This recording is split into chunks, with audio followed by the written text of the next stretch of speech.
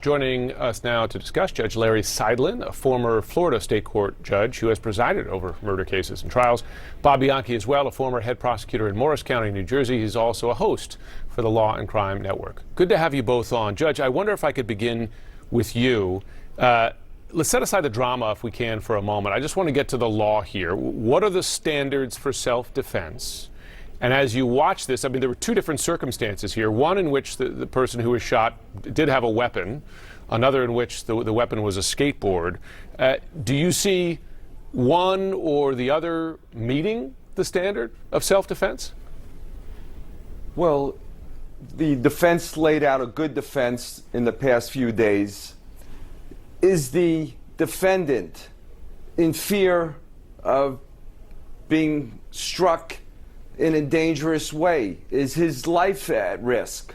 But you need to look at the total circumstances of the case. We have a 17-year-old boy going to a riot, to a dangerous environment with a rifle. How does that sit with the jury? This judge is going to instruct the jury to use their common sense, their everyday knowledge, to try to analyze what took place.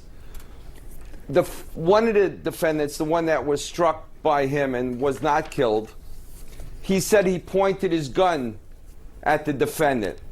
I think this judge, at the end of the case, may direct the verdict on some of these charges. Some of these charges are not going to go to the jury.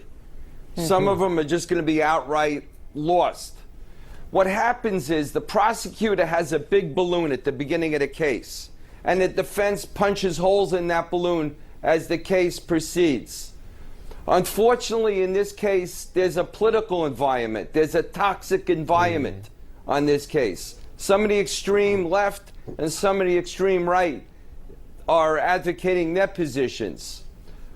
This is a difficult case for the judge, but we have a judge that's very experienced, been on the bench a long time, and is not afraid to voice his displeasure with the attorneys. No, I mean, that we've seen very clearly, I think, even from the beginning, even when we were dealing with jury selection. Bob, when you look at, as the judge pointed out, this is about the defense poking holes, right, in what the prosecution has put out there. As a witness, how was Kyle Rittenhouse on the stand yesterday? How effective was he at really making his own case for self-defense? He was extremely effective, and the prosecutor's on the canvas with this case. What has to be proven in a self-defense case is that there was a reasonable likelihood that the person felt that they were going to die or great bodily harm. Bob, I have to interrupt, and I apologize because the proceedings have just started in the courtroom. Here is the Judge Bruce Shader directing. Let's listen in. If you're just joining us, we are continuing to follow the trial of Kyle Rittenhouse out of Kenosha, Wisconsin.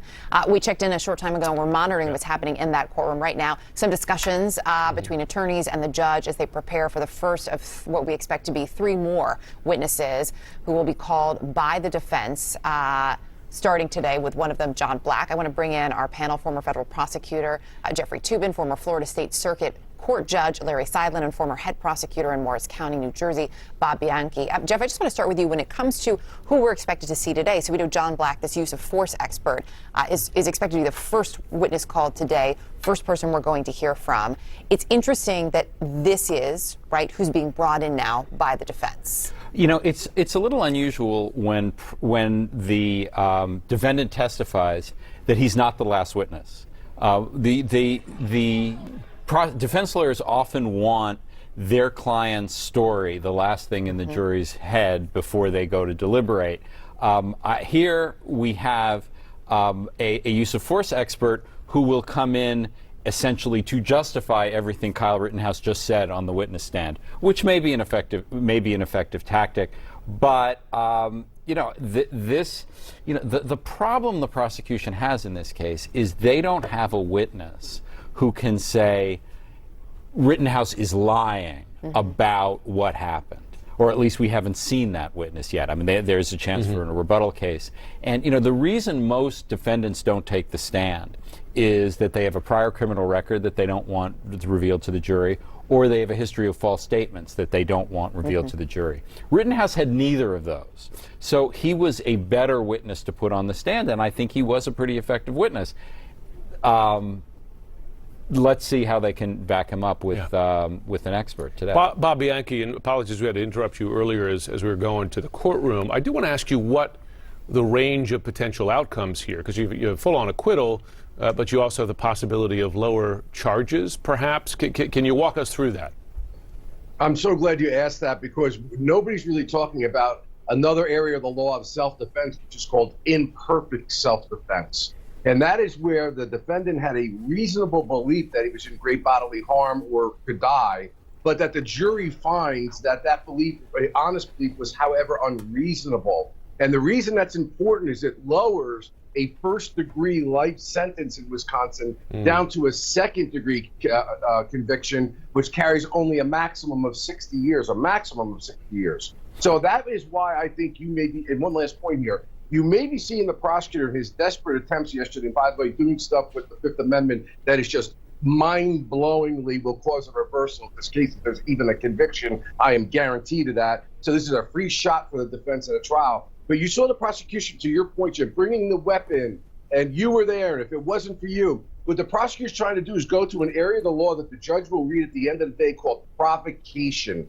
You cannot provoke an incident and then avail yourself to self-defense. That's why I think you saw the prosecutor asking those kinds of questions yesterday. But nevertheless, if this is a conviction, I don't know what my colleagues here think, the judge said this was a grave constitutional error to talk about his post-arrest silence. It is. We know as prosecutors never to get anywhere near it. Don't intimate it. Don't think about it. He directly went to it. If there is a conviction here, I am certain it will be reversed. No, just if I can offer one word of explanation, at least what the prosecutor said when that issue came up.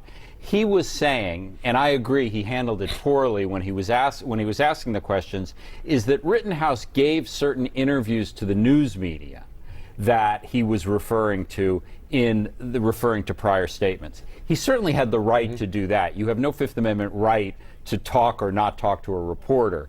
He did it in a very clumsy way. I am less sure that this would be a reversible error. It was a brief matter. He said, I'm sorry to interrupt. He said, since you've been arrested, to this day, you've never spoken about this case. You have not discussed this case. That is a clear violation of his post-arrest silence. Bob, let's hold that thought for a moment, because it does seem that things are picking up in the courtroom. Let's listen in. This is Judge Bruce Schrader. We've been listening there to the expert witness who's going to get to standards for use of force. Right now, he's talking about some more technical issues involving video, quality of video, etc. But as we wait, Judge, if I could go back to you, and again, just so folks at home understand what could happen next, because the judge is saying this could wrap up for the jury as soon as early next week. You could get acquittal. You could get acquittal on some, not all of the charges.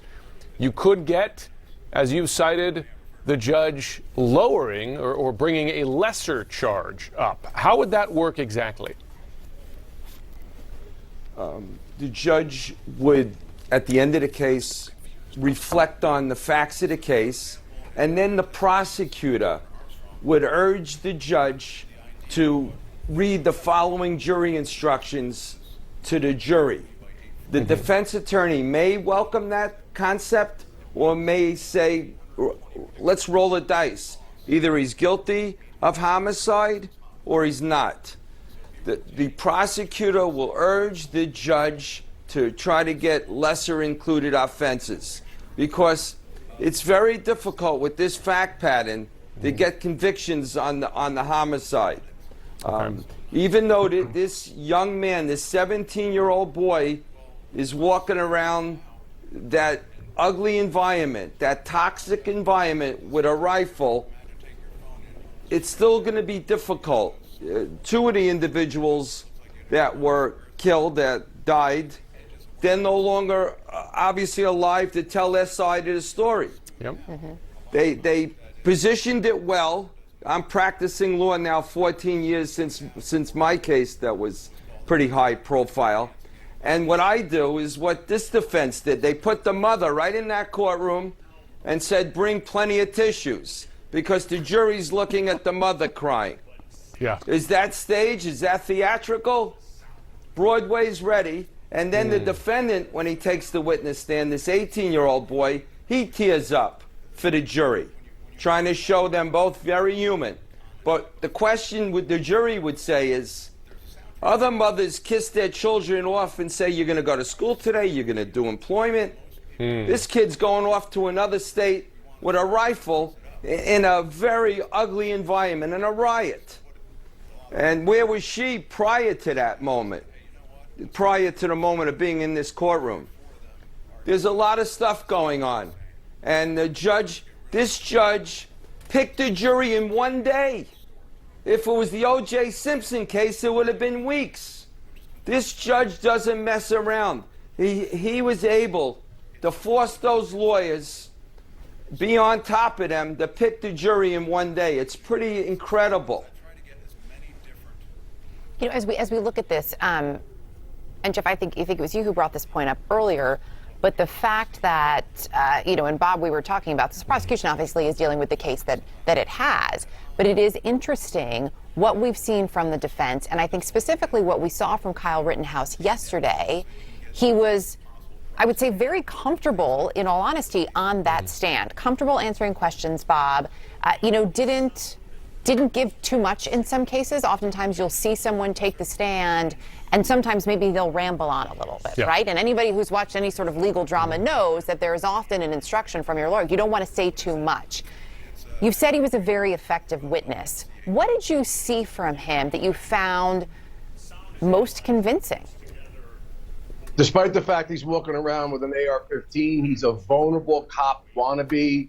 He was going there for the purposes of trying to be, you know, noticed. He was trying to render first aid to people. I noticed that he was able to answer questions directly. He was very well prepared. He was confident in his decisions to have done what he did, in my opinion. And the bottom line is was the prosecution able to score points on him in cross-examination? And despite how hard the prosecutor's trying, he was sticking to his story. I think there was a lot of sympathy for him by the jurors. I know somebody who's sitting in that courtroom, and they were saying the jury looked sympathetic to him as to what he was going through. As he was explaining how he was being attacked, he's being screamed at, and rocks are being thrown, and shots are being fired. So I think he made an effective witness. Yeah, a lawyer, trial lawyer, a friend of mine, said he struck him as a very prepared witness. Jeffrey Toobin, before we go, big picture, if there is an acquittal here, what message will this send to the country? Will it be that, as Bob was saying, wannabe cops can patrol the streets where they want to and when they want to? Well, you can see it already, and you've seen it in the months since this incident, where Kyle Rittenhouse has become a right-wing hero. The idea that you can take the law into your own hands, carry a gun, enforce the law on your own, as opposed to leaving it to the police. Yeah. And that if he wins this case, if he gets acquitted, he will be an even bigger hero. And the message will be, it's okay at the age of 17 to take an assault weapon, even though you don't have a permit, even though you have no training, even though it's at night, even though it's a community where you don't live, to go try to enforce the law. Yeah. That will be the message if he's acquitted. And have your mom drive you there. Listen, stand by. We are going to continue to watch the trial as proceedings continue there. We will. Just